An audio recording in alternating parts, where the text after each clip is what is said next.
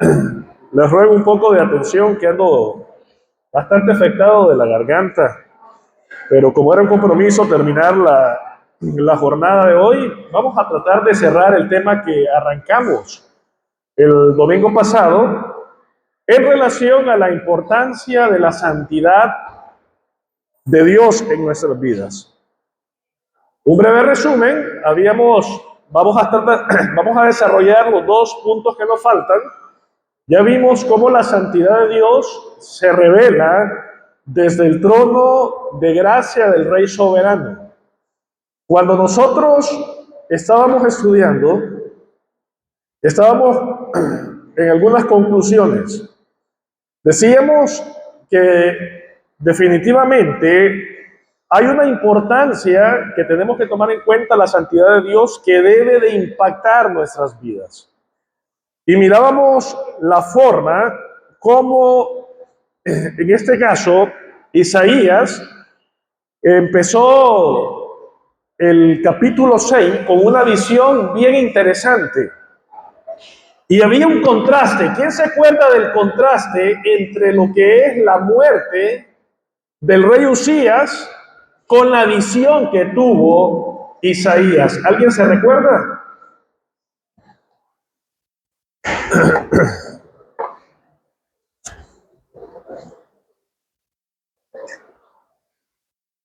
Hermanos, ¿alguien se recuerda? ¿Por qué hicimos énfasis y nos detuvimos un poco a ver por qué Isaías había incluido en el versículo 1 que la visión se dio cuando murió el rey Usías? ¿Por qué nos interesa conocer? Porque hay un contraste ahí entre lo que estaba pasando en el pueblo de Israel con la visión que estaba viendo. ¿Y cuál era ese contraste? ¿Alguien se recuerda? Fue la mayor parte de la clase del domingo pasado. Osman.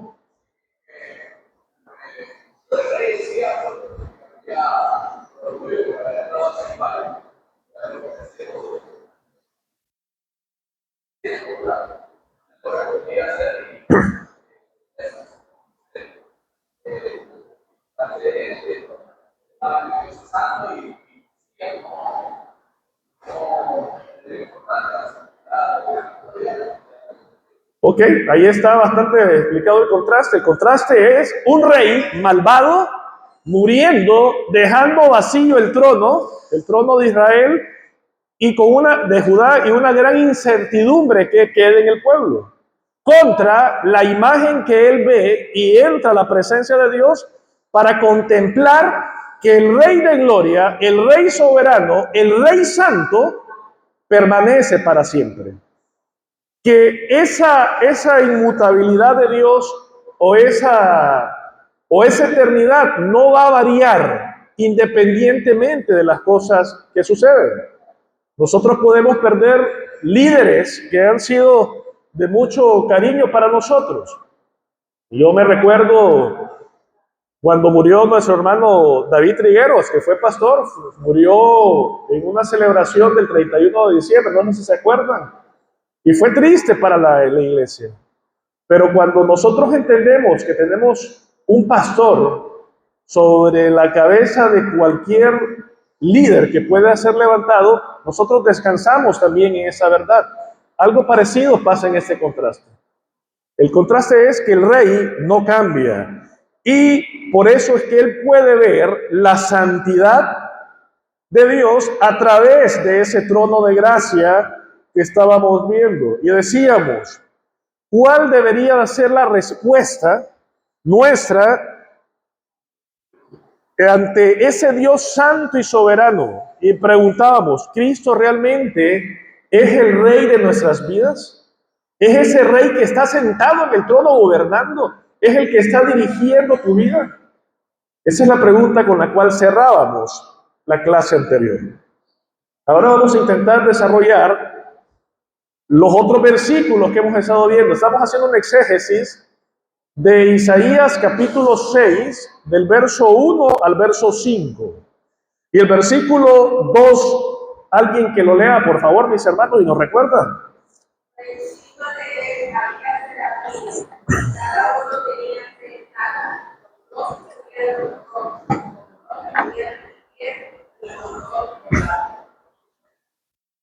Muy bien.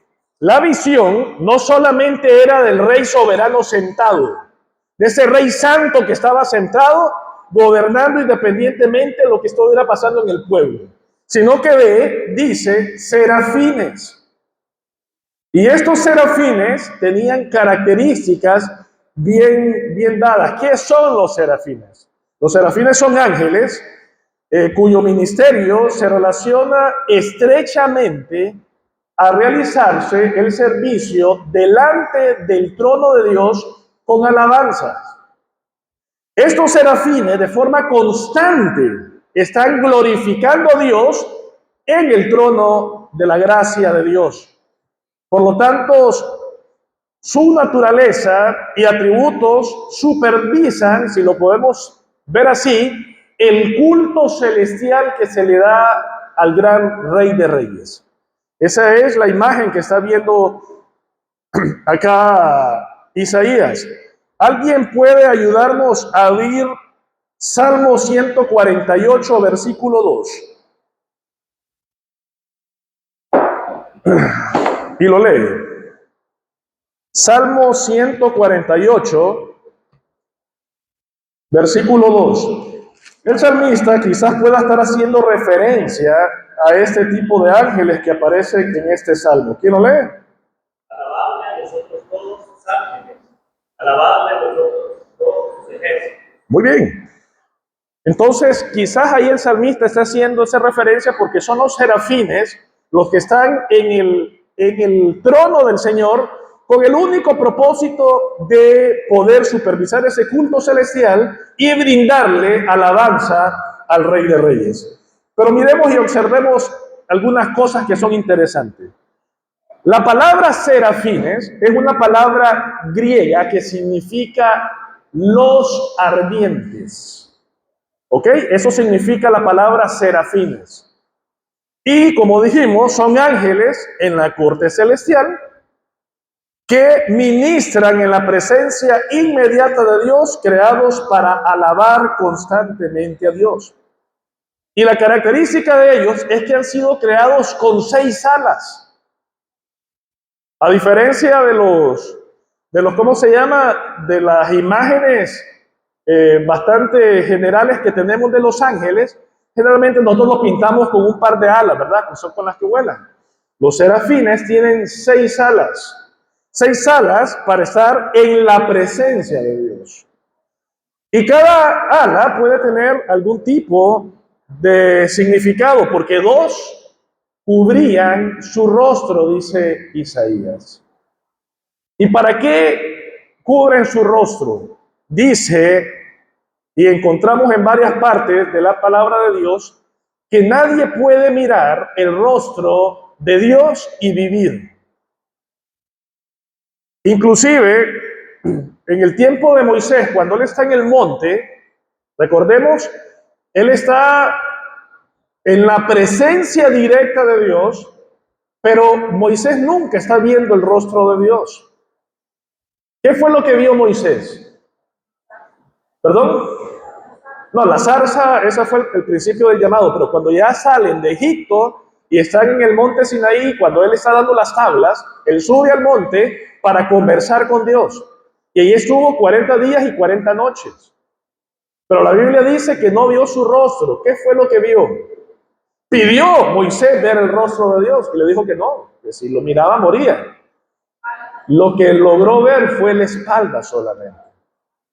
Porque es tan impresionante la santidad de Dios que arremete contra nosotros que nos puede matar.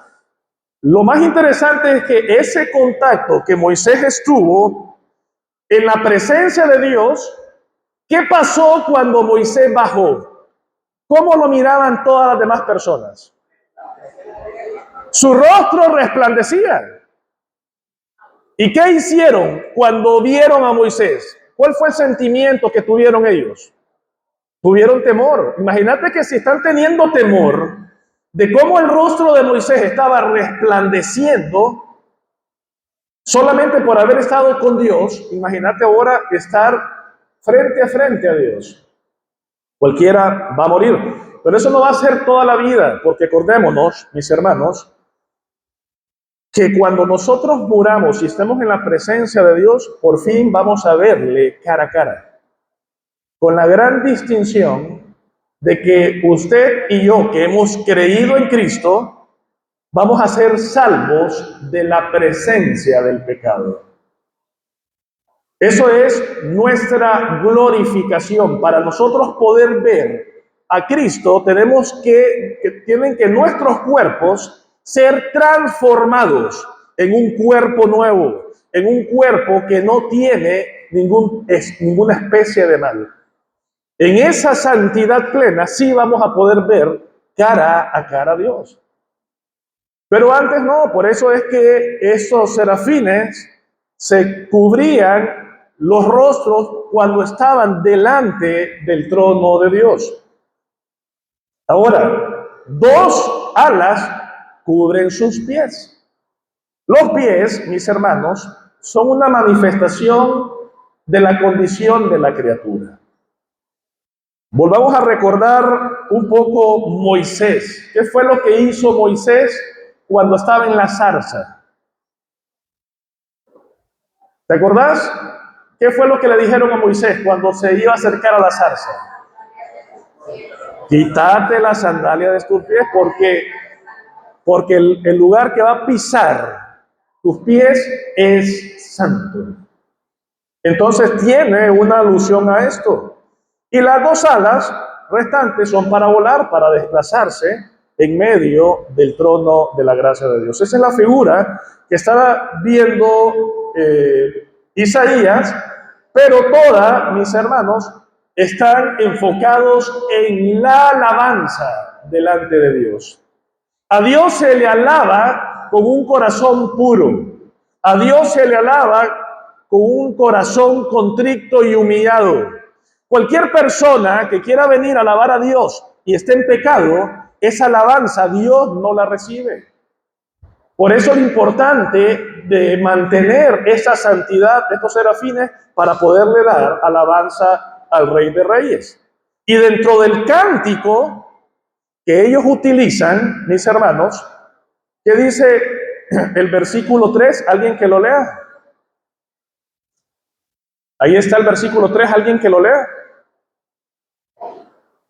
Y el uno al otro daba voces diciendo: Santo, Santo, Santo, Jehová de los ejércitos, toda la tierra está llena de tu. Mira, cuando nosotros escribimos en español, cuando vos escribís en WhatsApp y querés hacer énfasis en una palabra en particular, ¿qué haces? Los que son bien conocedores de WhatsApp, ¿qué se puede hacer para darle énfasis a una palabra? ¿La ponemos? La ponemos en negrilla, o la ponemos en cursiva, o la ponemos subrayada, y hay varias formas, varios mecanismos para resaltar un mensaje. ¿Ok?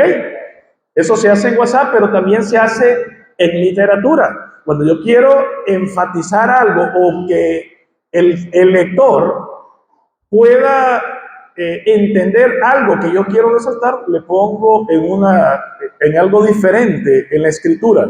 Es algo parecido a lo que está haciendo Isaías allá.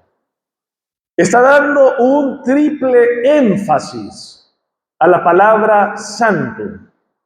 Vos en la escritura, oye bien qué interesante, nunca vas a encontrar un atributo de Dios que se enfatice tanto como este. O sea, no vas a encontrar en la escritura, cuando se refieran a Dios, amor, amor, amor. O no vas a encontrar bueno, bueno o bueno. O misericordioso, misericordioso, misericordioso. O poderoso, poderoso, poderoso. No vas a encontrar eso. El único atributo en lo cual se hace este énfasis para nosotros, que somos la iglesia, en ese tiempo para el pueblo, es en el atributo de la santidad. Y cuando nosotros vimos algunas definiciones en la clase anterior de la santidad, dijimos que la santidad es lo que al fin y al cabo hace distinción entre Dios y todo lo creado. ¿Te acordás? Nadie puede alcanzar ese nivel de santidad, y la santidad se resume toda la perfección de Dios. Ese Dios perfecto se resume en esa expresión santo, santo, santo. Y eso es lo interesante que nosotros podemos ver. En la Escritura vamos a encontrar muchos énfasis que hacen en algunos párrafos, en algunos capítulos de la Biblia. Por ejemplo, cuando Jesús hablaba, en verdad les digo. O sea, hacía énfasis en lo que venía a decir. Pero solamente la palabra santidad se repite 3 veces, porque es algo que debemos de prestar atención. Si hay algo que hemos estado viendo y hemos estado diciendo a través del tiempo, es que cuando vos encontres una palabra que se repite a lo largo de una escritura, tenés que detenerte y tenés que estudiar por qué se repite esa palabra. ¿Por qué la escritura está dándole un énfasis particular a esa palabra? Y eso es lo que estamos tratando de hacer acá. A lo largo de estos estudios, cuando retome también el hermano Oscar, vamos a ir ampliando la dimensión de la santidad de Dios. Porque es un tema que el escritor bíblico, el Espíritu Santo, ha hecho de forma enfática para que usted y yo prestemos atención y aprendamos de esa verdad. Ahora, la santidad de Dios, mis hermanos, llena la tierra de su gloria. La santidad de Dios llena la tierra de su gloria. Mira lo que dice la última parte del versículo. Santo, santo, santo, Jehová de los ejércitos, toda la tierra está llena de su gloria. Lamentablemente, quizás es una profecía esto, que se va a cumplir definitivamente en la venida de Cristo, donde toda lengua, toda rodilla se va a doblar ante el Rey de Reyes y Señor de Señores. Y toda lengua confesará que Jesucristo es el Señor para gloria del Dios Padre. Pero toda la tierra, cuando Cristo vuelva a pisar, se llenará con la gloria de Él. Esa santidad se va a irradiar por todas las naciones. Entonces, podemos decir que la verdadera adoración va a comenzar cuando reconocemos quién es Dios, que es lo que hacían los serafines, y quiénes somos nosotros delante de Él. ¿De acuerdo? Eso es, mis hermanos, la verdadera adoración. Los serafines estaban ahí para dar alabanza al Dios santo, santo, santo. Y usted y yo también estamos y fuimos creados para alabar al Dios santo, santo, santo. Pero no lo vas a alabar si no reconoces quién sos vos. Y usted y yo, mi hermano, somos tan pecadores, tan vil pecadores, como ¿cómo se llama? El homicida o el delincuente más atroz que pueda estar en una cárcel. Y si yo reconozco que soy pecador, yo no puedo venir y pretender entrar en la santidad de Dios para alabarlo estando en pecado. No hay manera de que haya adoración en tu vida si estás en pecado. Entonces la verdadera adoración comienza cuando vos confesás tu maldad delante de Dios con un corazón contrito, con un corazón humillado, para que Él te perdone y te limpie de toda maldad. Amén. En la clase anterior no di tiempo porque nos agarró y varios querían participar. Antes de entrar al último punto, quiero preguntar si todo está claro o hay alguien que quiera añadir algo a lo que hemos dicho hasta ahora. ¿Vamos bien? ¿Nadie? ¿Seguimos? Ok, después no me reclamen, ¿vieron? Me reclaman a Osman. Entonces, por último, la santidad de Dios transforma a quienes la contemplan. No hay manera como vos estés en la presencia de Dios y no haya una transformación en tu vida. No hay forma. El pastor hoy nos hacía esa relación, ¿verdad?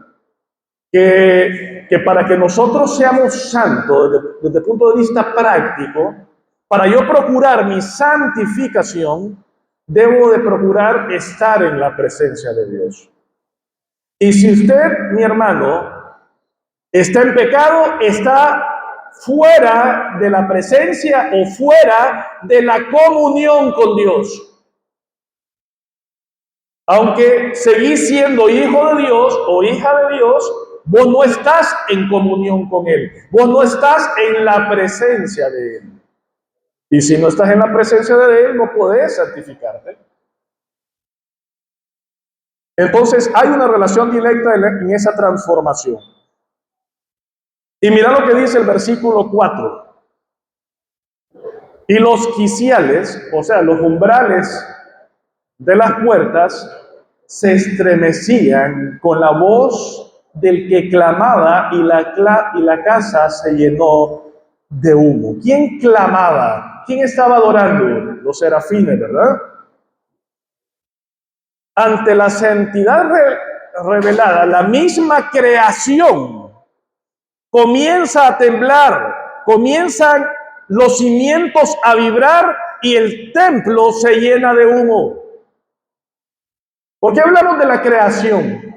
Porque tanto ese templo como el humo que entró ahí, que empezó, y toda esa sala o todo ese templo que empezó a temblar, es parte de la creación también. Nosotros en los Salmos encontramos en el capítulo 19, por ejemplo, los cielos cuentan la gloria de Dios y el firmamento la obra de sus manos. La creación ha sido creada, diseñada para glorificar a Dios. Y cuando está en la santidad de Dios, la creación, en esta imagen que ve Isaías, comienza a temblar la creación. Y el templo se llena de un humo que no describe más Isaías, pero que está relacionado con la misma creación. Entonces, esa es la respuesta que tiene, o la respuesta física que tiene la creación cuando se revela la grandeza de Dios y exige atención reverente de toda criatura. ¿Ok? Habacuc 2:20, un versículo bien conocido. ¿Alguien se lo sabe?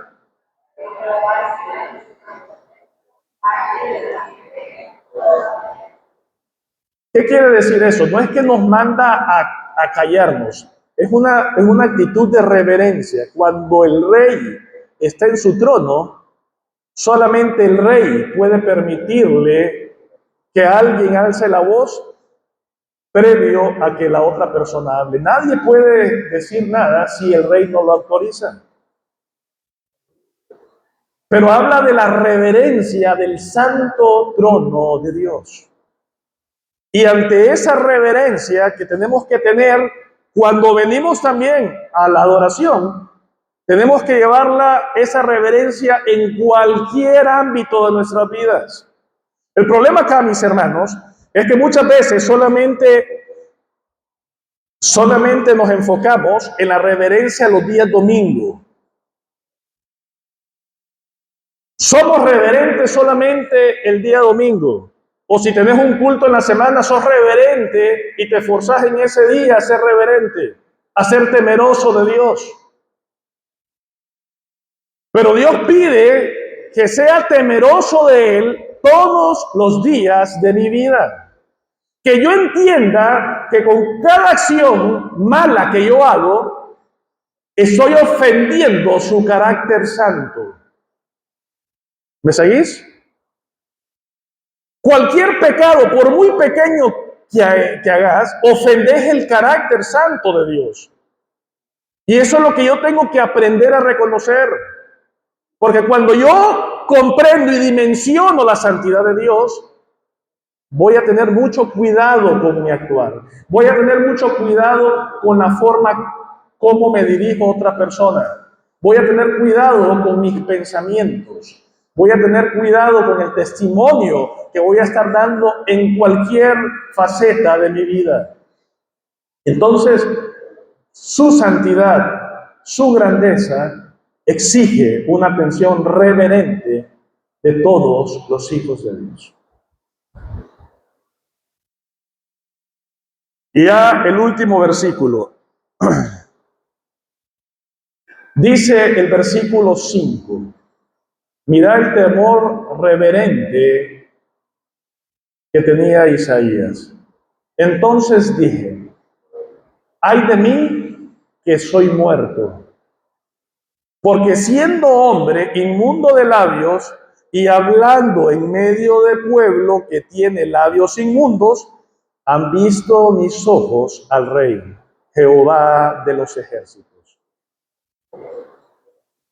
¿Cuál es el temor reverente que tenía Isaías? ¿De qué se dio cuenta Isaías ahí? ¿Qué es lo que él está analizando? ¿Qué es lo que él captó cuando estaba en la presencia de Dios? ¿Qué dice el texto? ¿Qué capta, mis hermanos? ¿Qué comprende él? ¿Cómo se sentía él? Se sentía impuro. Se sentía indigno de estar en la presencia de él. Te pregunto, ¿vos te sentís de esa manera cuando venís a Dios en oración? Cuando venís al templo, ¿te sentís indigno o impuro? Porque si bien es cierto, hoy estábamos en el estudio del pastor, estábamos viendo la presencia de Dios, pero en aquella acción donde Dios, en medio de su gracia, procura que yo esté en comunión con Él. Y hacía la distinción o la diferencia entre la presencia de Dios en todo lugar. ¿Ok? Su omnipresencia es que Dios está en todas partes. Entonces, en esa distinción agarremos esta segunda. Si yo entiendo que Dios está en todas partes porque es omnipresente, eso quiere decir que Dios está en mi casa, Dios va en mi carro, Dios está en mi trabajo, Dios está en la universidad, Dios está en la casa de mi amigo, Dios está en todas partes. Pero ¿a dónde es que cuidas vos tu testimonio? ¿A dónde es que procuras vos tu santificación? ¿Y a dónde te relajas? ¿Entienden la pregunta o no? Hay momentos de nuestra vida que sí, que presto mucha atención a la forma como me comporto, pero en otra me relajo y bajo el canasto y me pongo como mercader. ¿Cuándo vos te relajás de esa manera? ¿En qué momento descuidas tu santidad? ¿Alguien? ¿Entendés la pregunta o no la entendés todavía? ¿Cuándo descuidas tu santidad? ¿Cuándo te empezás a comportar como impío? ¿Perdón?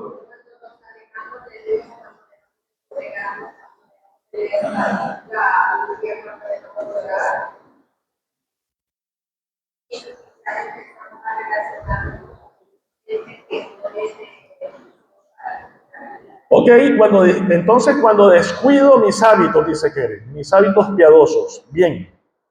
Otra idea, sí, porque está correcto, pero otra idea, porque hay personas que a lo mejor mantienen sus hábitos piadosos, pero en algún momento del día se bajaron de la cruz.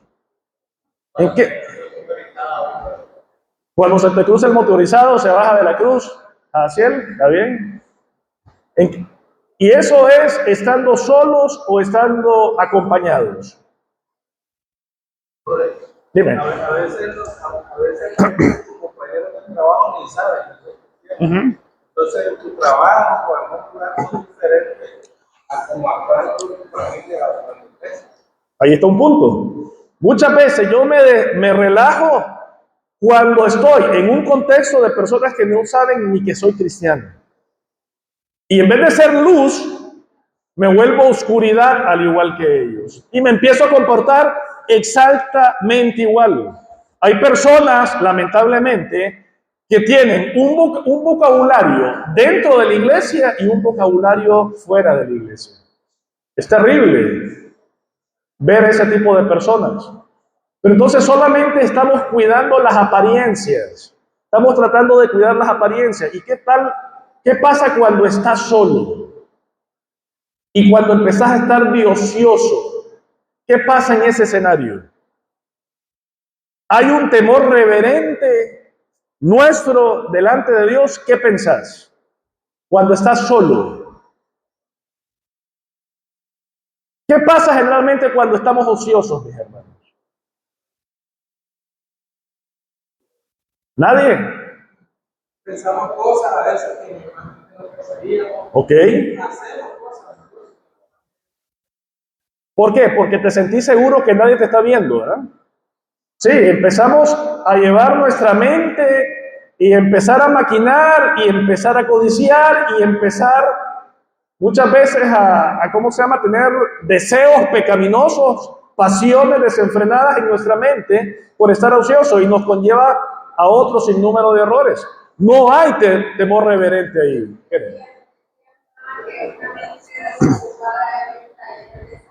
Ok. Una expresión bien conocida, una mente desocupada es un taller de Satanás. Entonces, cuando estamos de ociosos, hermanos, mira lo que le pasó al rey David. Por estar de ocioso, llevó sus pasiones desordenadas y cayó en adulterio. Porque se relajó. En ese momento, ponete a pensar, ¿tuvo David temor reverente en ese espacio de su vida? No temió a Dios. No tuvo temor de Dios. ¿Por qué?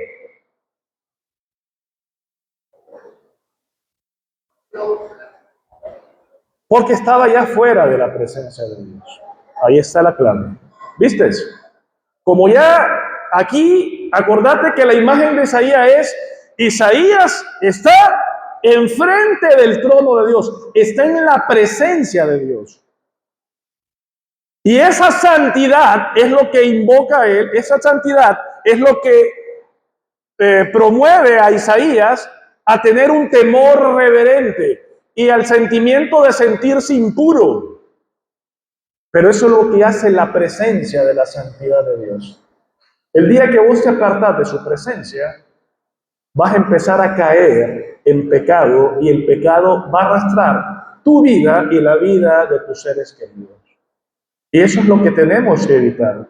Entonces, acá Isaías se da cuenta de que era impuro ante Dios, que no tenía ninguna esperanza para alcanzar el nivel de santidad que él tenía. Su santidad nos hace entender qué tan pecadores somos nosotros. Entonces, cuando contemplamos la santidad, transforma al creyente, produciendo reverencia, produciendo adoración, humildad y una vida rendida delante del Rey de Reyes. Contemplemos la santidad de Dios. Procuremos estar constantemente en su presencia para que sea ese temor reverente el que guíe también nuestras vidas. Mira lo que decía el salmista. Sea alabado su nombre grandioso e imponente.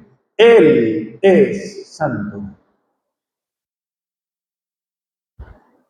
Cuando alabemos a Dios, siempre pensemos y siempre tengamos presente que Dios es santo, santo, santo. Que no se te ocurra estar alabando y adorando con manos sucias, mis hermanos. Por lo tanto, tu vida debe de estar marcada por la reverencia, la adoración y el reconocimiento de la absoluta santidad de Dios. Y ese es el propósito de que nosotros entendamos la importancia de la santidad de Dios. Si la santidad de Dios no está transformando tus hábitos, no está transformando tu vida, tu corazón, tu ser interno, sencillamente no estás contemplando su santidad. Y no la estás contemplando como lo estaba contemplando Isaías delante del trono, porque no estás andando en la presencia de Dios, porque no estás viviendo en fe, porque no estás siendo controlado por el Espíritu Santo. Porque cuando un cristiano contempla esto, cuando contempla esa imagen que vio el profeta, mis hermanos, cae rendido y teme por su vida. Pero esa imagen, lo hermoso que es, de ese Dios soberano sentado, santo, santo, santo, hoy en día continúa intacta, porque Cristo vive, mis hermanos. Cristo vive y reina y está sentado en el trono. Y eso es lo que tenemos que contemplar. Vamos concluyendo. La santidad, mi hermano, nuestro hermano, para que lo hagamos.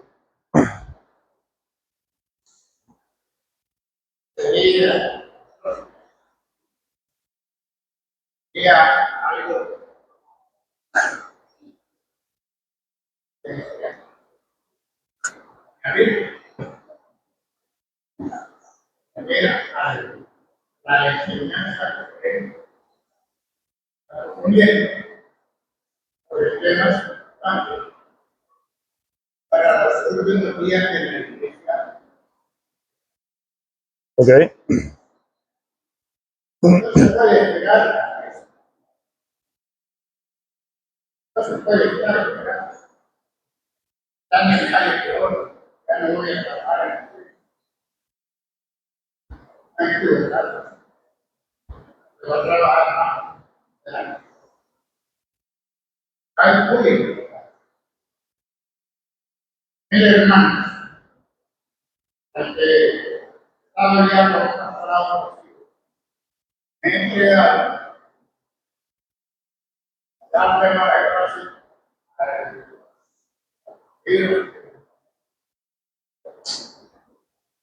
y me encontré en Levítico y encontré cómo hago para poder a gracias a Dios, al Espíritu Santo, cuando me estoy de la palabra, me encontré hermano, ¿no? Hermano, con esto, algo importante para mí. En la necesidad, llegó a mí. ¿Saben? Encontré que en el libro, su tema es la santidad de Dios y la pureza diaria de Dios. Correcto.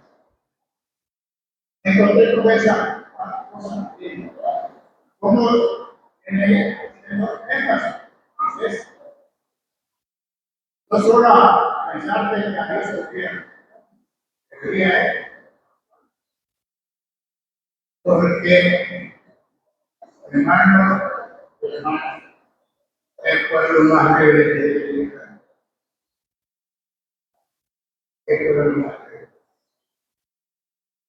Ofrecía, pase bien, pasar los pasos. También, es lo que ha aprendido en mi vida.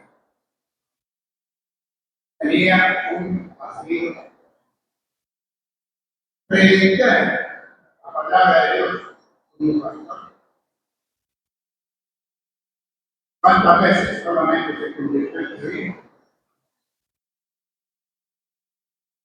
Y entonces, llegué a la conclusión que gracias a Dios, de bíblico, ¿no? La santidad de Dios y en mi vida práctica y acción debe ser perfecto, basado en nuestro Señor tiene razón. Cuando dice ser Santos. santo, como imperativo, ¿no? En la palabra. Ser santo, ¿por qué? Yo soy santo.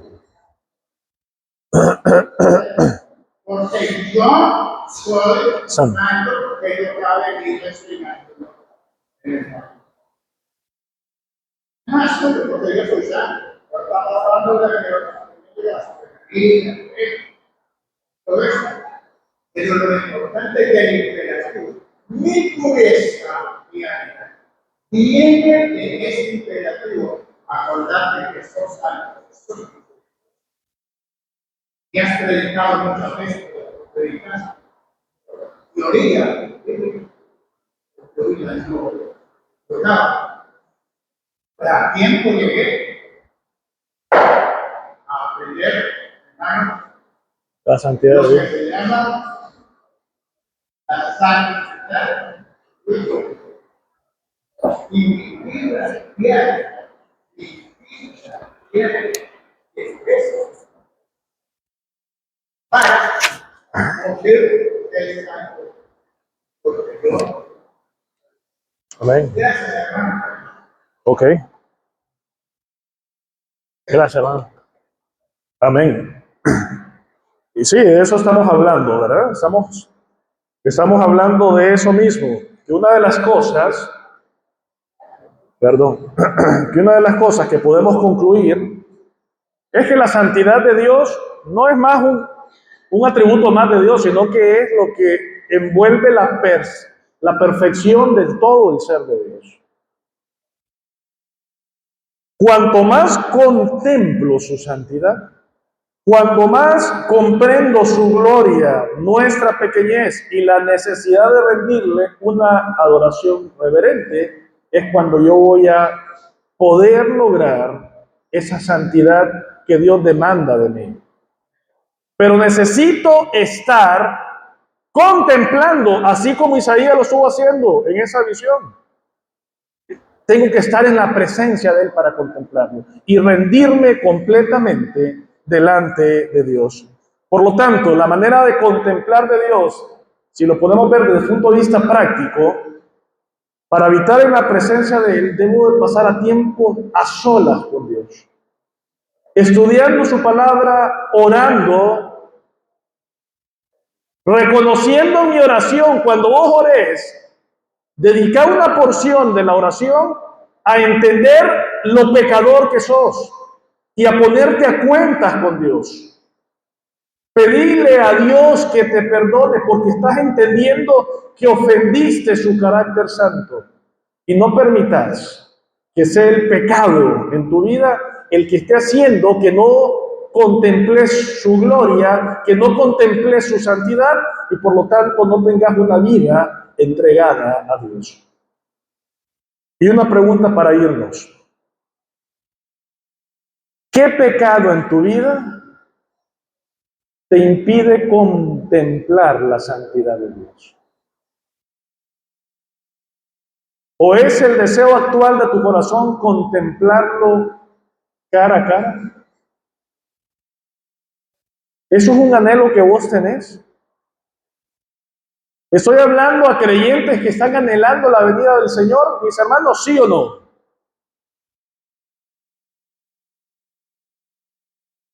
¿Usted es de los que espera la venida del Señor, hermanos? ¿La estás esperando, sí o no? Será feo. Muchos cristianos se van a apartar avergonzados cuando venga el Señor. ¿Sabes por qué? Porque Dios viene en gloria, irradiando su santidad. Y cuando encuentra una iglesia pecadora, cuando crece un cristiano totalmente carnal, ese cristiano carnal se va a tratar de apartar porque va a tener vergüenza cuando contemple cara a cara la santidad de Dios. Que no seamos de ese tipo de cristianos, que seamos los que estemos anhelando su presencia, que estemos anhelando su venida y querramos ir a verlo cara a cara. Ahora, hoy en día, no podemos ver a Dios de forma directa, en su esencia pura. Antes de que eso pueda suceder, efectivamente tenemos que ser transformados, tenemos que ser glorificados.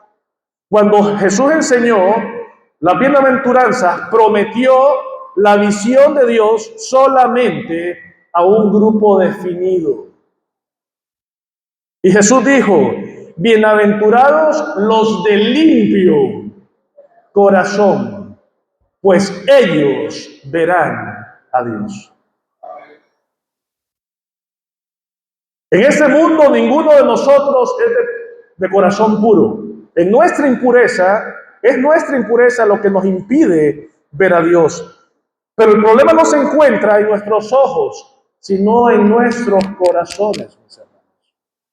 Si tu corazón es impuro, si Cristo no ha lavado tu corazón con su sangre preciosa, será imposible que vos veas al Señor. Solamente depositando nuestra fe sola en Cristo es que tenemos la seguridad que un día, que muchos esperamos que no sea muy tardado, veamos cara a cara a Dios, porque Él nos va a permitir estar delante de su presencia, porque purificó para sí a un pueblo propio que sea celoso de buenas obras. Amén. ¿Alguna pregunta, mis hermanos?